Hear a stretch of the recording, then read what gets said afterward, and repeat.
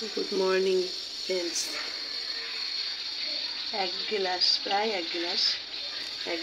চা আর 3টে বিস্কুট আর মুড়ি, তার সাথে সাথে তোমাদের সবাইকে ওয়েলকাম জানাচ্ছি, গুড মর্নিং জানাচ্ছি। মেঘবাবু এসেছিলো এক্ষুনি, বলছে জেঠি তুমি আমাকে গুড মর্নিং বলতে দিলে না এখনো, দিয়ে আবার দোকানে চলে গেল। তাই বললাম যে তুমি আসো তারপরে গুড মর্নিং বলবে। চলো আমি চাটা খেয়ে নিই।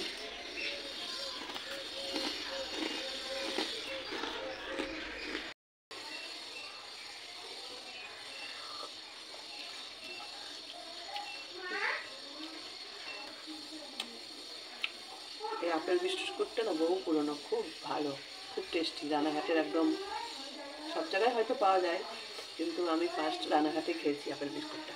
আমার ভীষণ ভালো লাগে আপেল বিস্কুট খেতে। একটু আস্তে কথা বলছি না, চাটা খেয়ে নিলে গায়ের জোর বাড়বে। গতকালকে সকাল সকাল স্নান করেছিলাম, আজকে আর সাহস পাচ্ছি না। সকাল থেকে হাঁচি পড়ছে, মাথা ধরে রয়েছে।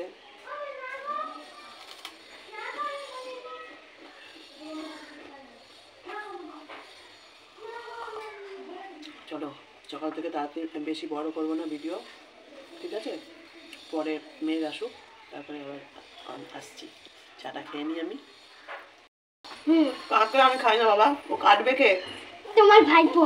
আমার ভাইপো কেটে দেবে? হ্যাঁ খাই, কিন্তু ও কাটা কুটা ঝামেলা। অবশ্য ওদের বললে কেটে দেবে। আজকে আমি রান্না করবো। ওই গুড মর্নিং বলো। গুড মর্নিং বন্ধুরা। মা কাকে কে কাটবে? হ্যাঁ বলো। গুড মর্নিং বন্ধুরা। ওই যে রোদের ছটাটা পড়ছে, ভালো করে বলো। গুড মর্নিং বন্ধুরা। গুড মর্নিং বন্ধুরা। আর কিছু বলবা না? তুমি কোথায় গেছো এখন? কাকানা ধরতে। কাকানা ধরতে। কারখানা ধরতে গেছি না? ওরে বাবা, দেখি হাত, দেখি হাতে কামড়ি দেয়নি তো? ও মা, ছোট্ট ছোট্ট হাতে কাঁকড়া ধরে নিয়ে এসছো? কাকড়া দূর থেকে দেখেছে, তার হচ্ছে যে যে দোকানে ছিল ওই জেঠু, তারপরে আরেকটা জেঠু আছে, মেনে বলছে একটা ধরে দিতে নিয়ে যা, বাট প্লাস্টিক করে নিয়ে যা। ও ওখান থেকে তোলা লেগেছে, বাড়িতে এসে আর সে নাকি কাকড়া ধরেছে। কাঁকড়া ধরে নিয়ে এসছে। পাখিকে বল, পাখি ছাড়িয়ে দেবে। পাখি কাঁকড়া খাস তো? ছাড়াতে পারিস তো? ছাড়াতে পারিস না? এ বাবা, ছাড়ানোর ভয়ে আমি আমারও দোকানে আছে, নিয়েছিস বাবা, নিয়ে এসে ফুচিস। ওগুলো পোষে। আমি তো একটা রাস্তার মধ্যে কাকড়া পেয়েছিল, প্রথম ধরে নিয়ে আমাদের বাড়ির মগের মধ্যে শুয়েছিল, এইবার একটা কাঠি দিয়েছিল, ওই কাঠির উপরে ওটা নিঃশ্বাস হয়ে গেল, ওই কাঠির উপর দিয়ে এক লাফে পালিয়ে রাত্রিবেলা উঠে দিকে পালিয়ে থাকে। কোথায় রেখেছিলি? ঘরের মধ্যে, উঠোনে? হ্যাঁ, বিড়ালে খেয়ে নিয়েছে। বিড়াল আমাদের ঘরে রাত্রিবেলা বেরোয় না। শিয়ালে খেয়েছে তাহলে? আরে তোর বিড়াল খাবে না, এর কোনো মানে আছে? পাড়ার কম বিড়াল আছে, আর নাহলে শিয়ালে এসে খেয়ে নিয়েছে। উঠোনে রাখলে থাকে? ঘরে একটু যত্ন করে রাখতিস বেশ। তাহলে যদি আমি একটা কিনে নিয়ে আসি, তোমার ঘরে রাখো, তুমি যত্ন খেতে দেবো, আয়ো করবো। আমি এর মধ্যে কোটে নেবো, নি কোটের মধ্যে রাখবো, দেখে কোটের মাথাতে ফুটো করে দেবো, নিঃশ্বাস পাবো ওখান থেকে। কেন বলো? একেবারে ফুকো, ওকে ছড়ানো যায় না।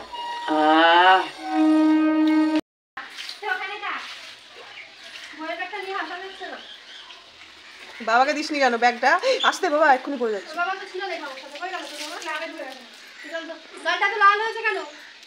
এ গাল লাল কেন? এই যে ডান দিককার গালটা তো ভালো লাল।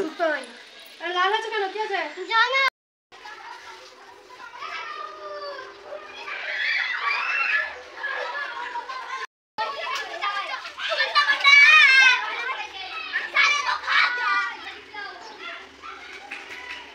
স্কুলের বাচ্চা বাড়ি যাচ্ছে চেঁচামেচি করতে করতে, হই হুল্লোড় করতে করতে। দেখো লাউ গাছটা কি সুন্দর হয়েছে মাচার উপর, কি ভালো লাগে না দেখে? কচি কচি ডগাগুলো দেখলে তো আরও বেশি ভালো লাগে। সব রাস্তার এই সাইডে চলে আসছে, আর নিচে বেগুন গাছগুলো একদম লাউ গাছের সাথে সাথে ছুঁয়ে যাচ্ছে, মাচার সঙ্গে ছুঁয়ে গেছে। ওই যে হনুমান বসে, ও মা, ওই দেখো একটা হনুমান বসে, আমি তো দেখিনি, হট করে চোখ গেছে। এই দেখো হনুমান বন্ধুরা, ওই দেখো হনুমান বসে, দেখা যাচ্ছে? বোঝাই যাচ্ছে না। আমি দেখতে পাচ্ছি না, তোমরা কী করে দেখবে? তোমরা কি বুঝতে পারছো? হ্যাঁ, এই যে দেখা যাচ্ছে। এবার লাইটটা বাড়ালাম। ওই দেখো একটা হনুমান বসে, কখন থেকে হনুমান ডাকছে, কিন্তু এতক্ষণে জয় বজরঙ্গবলীর দর্শন পাওয়া গেল। কি আসছে এটা? কিসের আওয়াজ? দেখতে হবে তো, কিসের আওয়াজ? ও ভগবান, এই তো পেছাচ্ছে তাই হলো। এই টোটোগুলো যখনই ব্যাক করে তখনই আওয়াজ হয়। আবার হবে, আবার ব্যাক করবে।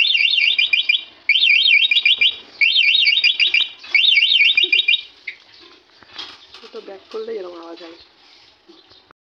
চলে গেল টোটোটা। টোটো ব্যাক করলেই এরকম আওয়াজ হয়। অ্যাডজাস্ট করতে যাচ্ছে। চলো, স্নান পুজো কমপ্লিট। বন্ধুরা, তোমাদের আর কি বলি।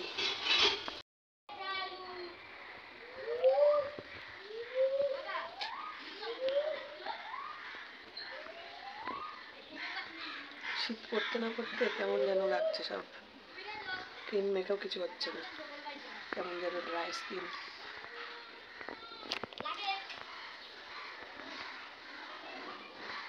তোমাদের অনেক কিছু বলতে চাই, কিন্তু বলতে পারি না।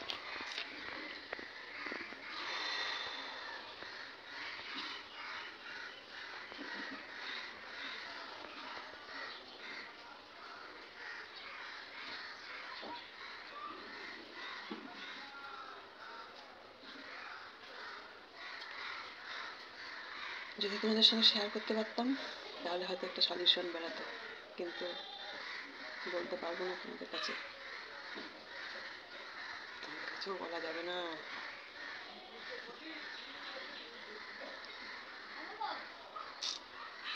আজকে হঠাৎ করে মনটা ভীষণ খারাপ, ভীষণ খারাপ। কতক্ষণ বসে বসে কান্না করলাম।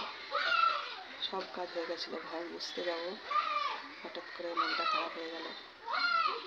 স্নান করবো, একটা জায়গায় যাবো ভেবেছিলাম, কিছুই করতে পারছি না। মনে হচ্ছে চুপচাপ শুয়ে শুয়ে কান্না করে ফেলি,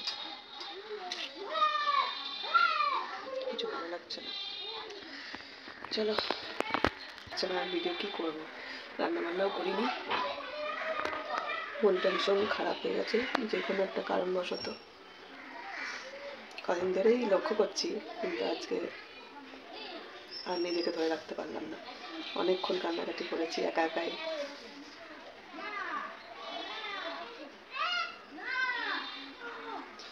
জানি না এর শেষ পরিণতি কি আছে।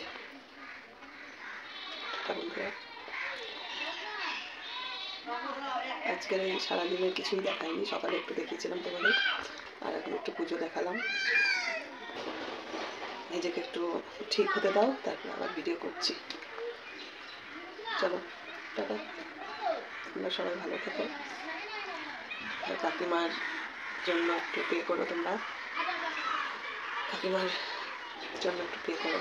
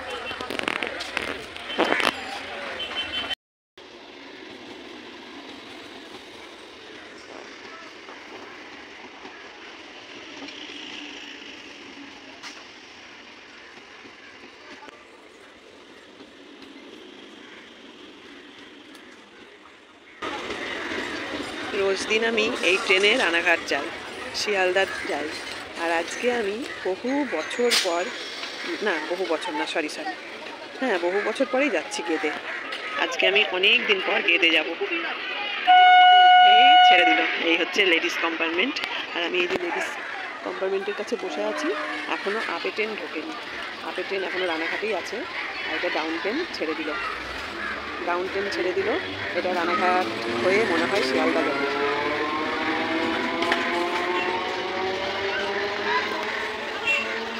চলো টাটা, চলে গেল ট্রেন। আমার আপের ট্রেন কখন আসে দেখি। যাওয়ার কথা ছিল সকালে, অনেক সকালে, কিন্তু সেই যাওয়াটা এখন যাচ্ছি বাধ্য হয়ে, না গেলেও হতো, কিন্তু মনকে অনেক বুঝিয়ে বেরিয়ে পড়লাম। হঠাৎ করে কোনো একটা সংবাদে মনটা ভীষণ খারাপ হয়ে গেছে। চলো আপে ট্রেন আসুক, তারপরে যাবো।